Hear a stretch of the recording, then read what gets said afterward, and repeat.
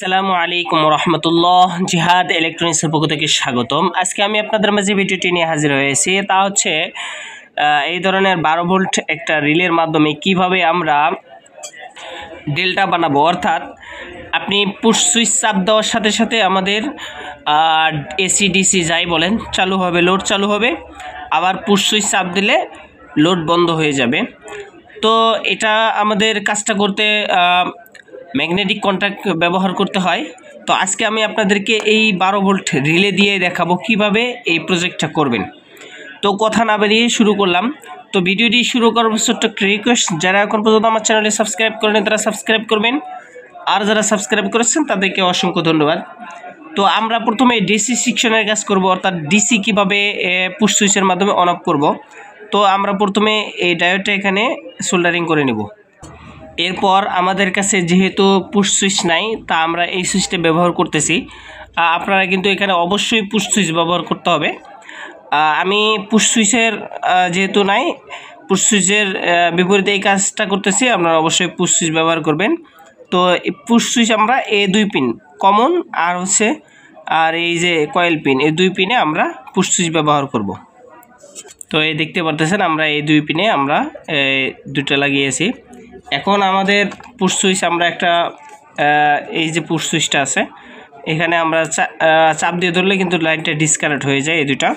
তো আমরা এটা এখানে একটা লাগাবো আর এখানে একটা লাগাবো, ঠিক এভাবেই লাগিয়ে দেব। ঠিক আমরা এইখানে সোল্ডারিং করে দিয়েছি। তো আবারও আপনাদেরকে ঘুরিয়ে দেখাচ্ছি, ঠিক আছে। এটা আমরা পুশ সুইচে বিপরীত ব্যবহার করেছি, আর এটা তো পুশ সুইচ কাজ করে, ঠিক আছে। এখন আমাদের লোড যেটা থাকবে, আমরা এই যে 12 ভোল্টের একটা এলইডি আমরা জ্বালিয়ে আপনাদেরকে দেখাবো।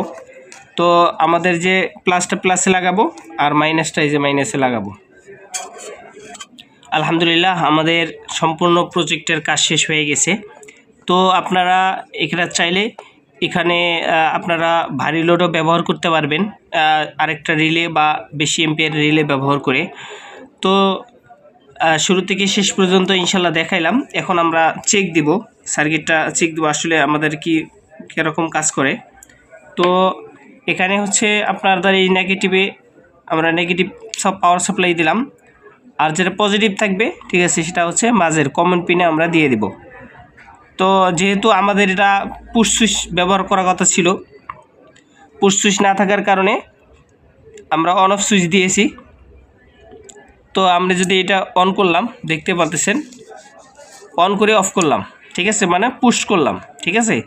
তো পুশ করার সাথে সাথে কিন্তু আমাদের লাইটটা জ্বলছে। এখন যদি আমি এই পুশ সুইচটা চাপ দিই, দেখেন আমাদের লাইটটা কিন্তু বন্ধ হয়েছে।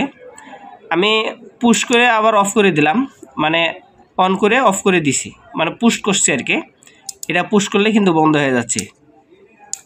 বিভিন্ন রাইস মিল সহ বিভিন্ন দেখবেন মধ্যে থাকে, পুশ সুইচ চাপ দিলে আপনার মেশিনগুলো চলে, আবার পুশ সুইচ চাপ দিলে বন্ধ হয়ে যায়। ঠিক আপনারা এইভাবে করতে পারেন। জাস্ট এই যে আউটপুট যে আছে এখানে আরেকটা রিলে ব্যবহার করে এখান থেকে এসি সাপ্লাই আপনারা ব্যবহার করতে পারবেন। এমনকি আপনারা চাইলে আপনাদের খেতে খামার যে পানি দেন, যে আপনার এই মোটরগুলো চালান, অনেক সময় দেখা যাচ্ছে যে কারেন্ট থাকার পর কারেন্ট চলে গেলে আবার নতুন করে পানি উঠতে চায় না, তারা কিন্তু এটা ব্যবহার করতে পারেন।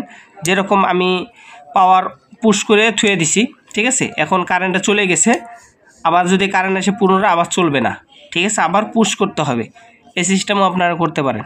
তো ভিডিওটি কেমন হলো অবশ্যই কমেন্টস করে জানাবেন। এই ধরনের নিত্য নতুন ভিডিও সবার আগে পাওয়ার জন্য চ্যানেলটি সাবস্ক্রাইব করে পাশে থাকবেন ইনশাআল্লাহ। আজকের ভিডিও এ পর্যন্ত, দেখা হবে নেক্সট টাইম কোনো এক ভিডিওতে ইনশাআল্লাহ। আসসালামু আলাইকুম ওয়া রাহমাতুল্লাহ।